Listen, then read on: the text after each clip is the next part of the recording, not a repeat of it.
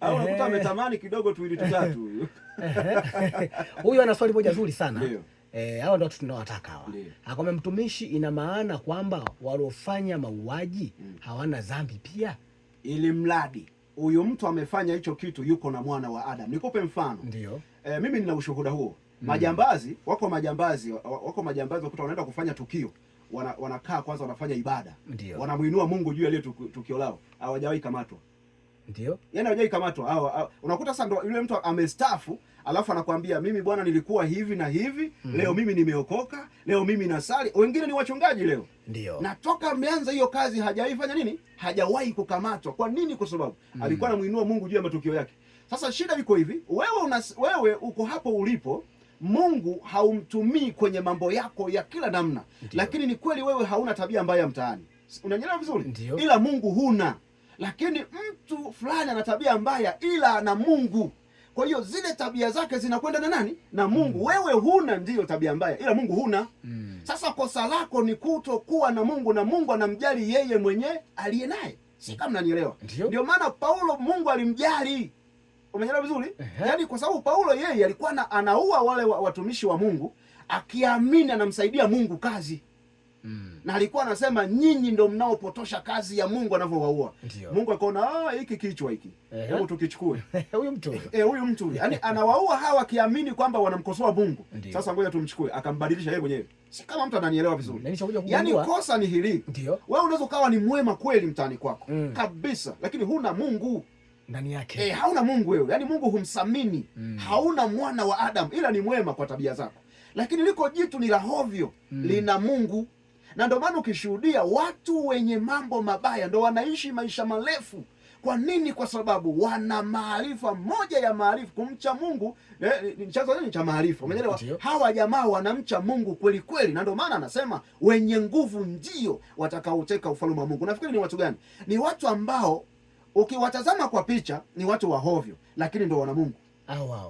Kwa sababu hawezi kufanya jambo lake hofu bila kumtanguliza Mungu kwanza. Wewe ni kweli kabisa. Ni kweli kabisa hauna tabia mbaya, lakini Mungu huna. Tabia yako mbaya ni kutokuwa na Mungu. Sasa hizo tabia nzuri zinatoka kwa nani? Kwa hiyo tunakuwa na mashaka. Kwa Mungu yeye alivyo tabia yake. Anacheza na mtu anayemjali yeye. Umeelewa? Anamsamini huyo. Ni shuhuda kila mmoja ulimwengu huu wenye matendo mabaya wanaisha ise. Hata jambazi akiwa anaenda kuiba, kwanza anamtanguliza Mungu. Alafu ndo anakwenda. Ndio maana kutu nakufa wewe unevamiwa lenye linaishi. Umeelewa? Kwa hao uliowazungumzia kwamba wanaofanya mauaji kama wamefanya wanaye Mungu. Wewe uliyekufa huna Mungu, umeisha wewe.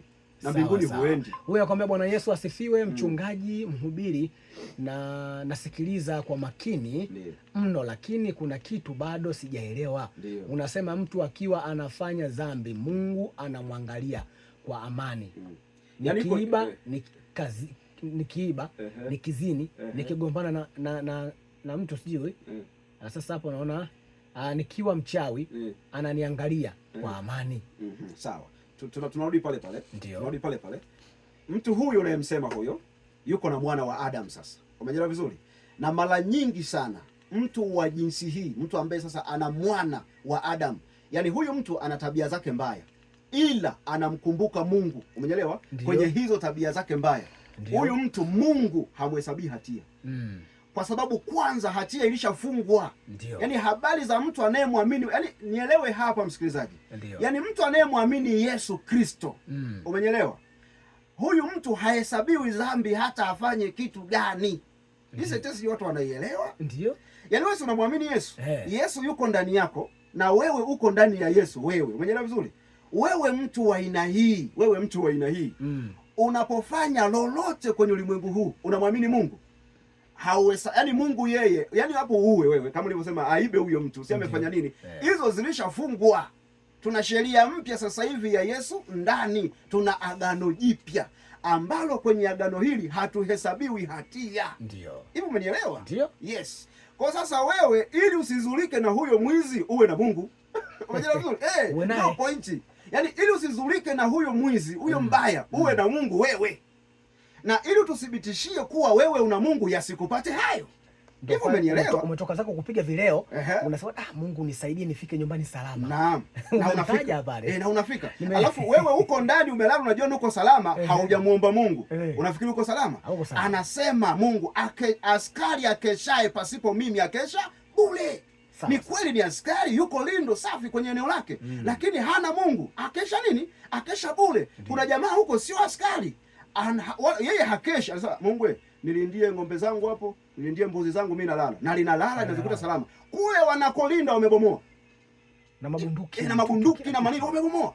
Na wamechukua mali. Lakini kwa jamaa hafungi mlango, yuko salama. Si kama sentence hii imeeleweka. Hapa nilichokigundua ni kitu kimoja. Watu wengi wa sasa hivi kwa sababu kuna jumbe kama 2 hapa nimeziangalia. Watu wengi hawasomi Biblia. Hawasomi. Maandiko yako wazi. Maandiko yako wazi. Sasa sijui wanaliona lile kitabu ni kubwa sana. Hawasomi Biblia. Na kitu kingine hawafuatilii vile vinahitajika kufuatilia. Na vile vitu vya msingi. Yaani kanisa la leo limekaa kwenye dhambi, maana ndio eneo lililowekwa. Yaani watu wamewekwa kwenye dhambi, wamewekwa kwenye makosa. Kwenye fungu lile lile la Adam ndiko walikokaa wakati tulishatoka.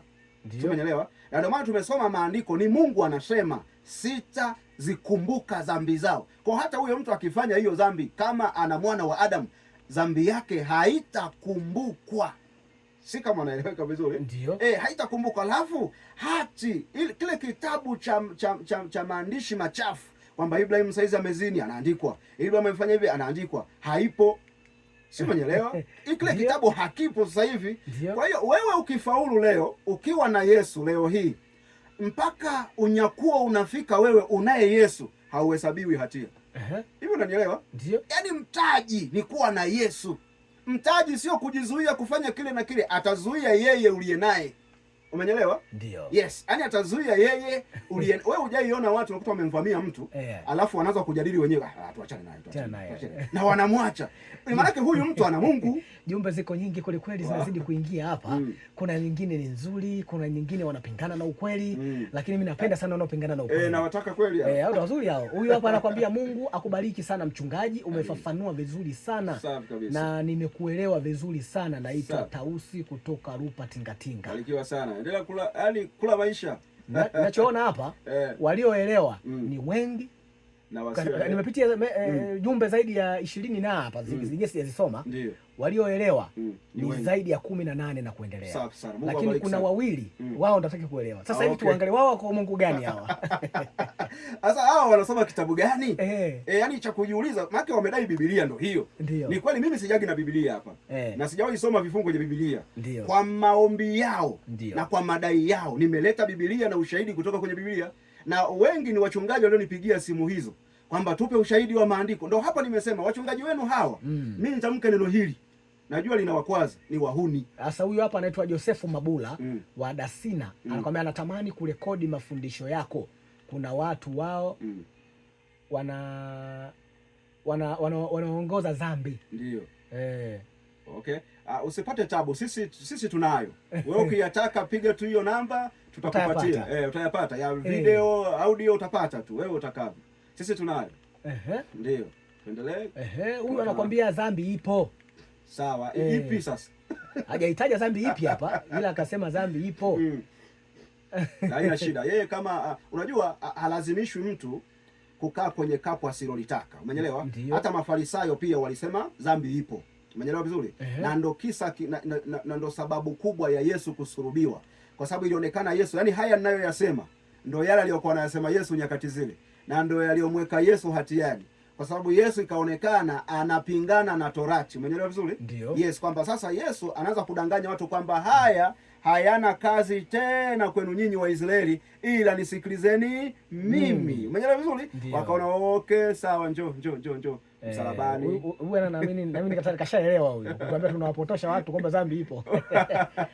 Lakini ameelewa. Huyu anajiita mtoto wa Dudubaya wa Ilota. Mimi na swali, Sabato ilitoka kwa Bwana. Ndio. Na imeandikwa kuishika Sabato. Je, kanisa la Pentekosti wataenda mbinguni kutoshika Sabato? Okay, sasa habari za sheria hizo unazozizungumzia tutaleta hilo andiko vizuri sana ili jamaa huyo aelewe. Umeelewa vizuri? usisahau Mafarisayo walimlaumu Yesu sana juu ya habari za Sabato. Ndio. Sasa wewe Msabato uniuliza swali hili, kwanza na sisi tuna swali, unamwamini Yesu? Kama unamwamini Yesu, basi hiyo Sabato unayoipigania kama sheria imekufa. Yesu alilaumiwa hivi, umeelewa vizuri? Ndio. Kwanza wewe Yesu hauitii Sabato. Ndiyo. Alafu unafanya mambo ya hovyo siku ya Sabato. Umeelewa vizuri? Alafu unafanya vitu ambavyo sheria ya Sabato hairuhusu. Yesu anajibuje? Mimi ndimi Bwana wa Sabato. Umeelewa? Alafu anamaliza Yesu sasa. Huyu tunampigania. Sijui kama wewe Msabato unanielewa. Sijui kama unamwamini Yesu. Nani swali langu, kama unamwamini Yesu, basi hili sasa linakufaa. Yesu anasema mimi ndimi Bwana wa Sabato. Alafu Sabato ni kwa ajili yenu nyinyi. Sabato sio nyinyi kwa ajili ya Sabato. Ndiyo. Chakula kwa ajili ya tumbo, sio tumbo kwa ajili ya chakula. Yupi ni mtumwa hapo? Mtumwa ni chakula, si ndivyo? Sabato kwa ajili ya watu, sio watu kwa ajili ya Sabato. Nani ni mtumwa hapo? Sabato ndo mtumwa kwako, sio wewe mtumwa kwa Sabato. Manake wewe una amri juu ya Sabato, si Sabato kwako. Manake hiyo sheria haipo tena. Sabato ni Bwana Yesu Kristo, sio siku. Umeelewa? Sasa hapa tumebakiwa na dakika moja, ila kuna swali moja zuri naomba ulijibu, alafu tufunge kipindi. Anakuambia, samahani mtumishi, kwani wewe ni dhehebu gani? Mimi sina dhehebu. Mimi nina huduma ya Injili. Mimi sina dhehebu wala sina dini. Mimi namwamini mwana wa Adam. Niseme hivi, nimezaliwa upya ndani ya mwana wa Adam. Umeelewa vizuri? Kwa mimi niko kwenye huduma ya Injili kama Yesu alivyokuwa anafanya. Yesu hakuwa na dhehebu wala mitume wake hawakuwa na dhehebu. Ndivyo nilivyo mimi. Umeelewa? Kwa sina dhehebu. Bwana, vitu vinaingia vizuri hapa. Wewe kwambia kweli ni kweli kabisa mchungaji, watu wabaya wanaishi muda mrefu. Msikilizaji bwana, mpaka kufikia hapa mimi nafikiri tunafikia tamati. Tukutane tena Jumapili ijayo. Mungu atubariki sana kwenye hili, na naamini walioelewa wameelewa, wasioelewa basi wazidi kutoelewa. Na Mungu anasema hivyo. Wewe mwenye kuasi endelea kuasi. Wewe unaamini dhambi endelea kuamini. Lakini wewe ambaye unataka kufunguliwa, aisee funguka. Na Mungu utamuona mwenyewe ndani yako. Na utaona matunda. Na ukitaka kuishi sana, usiamini dhambi. Ila nahisi hawa wanaokupinga hawa itakuwa ndugu zako viongozi wenzio. Msikilizaji, mpaka kufikia hapa sisi hatuna la zaidi. Ulikuwa na mimi ni Temo Brand Kitapa, Mr. Genius mtakatifu wa kusini. Nilikuwa na mchungaji Nabii Ibrahim Suleimani. Leo tumemaliza kama hivyo, naamini tumepitia vitu vingi hapa vya msingi.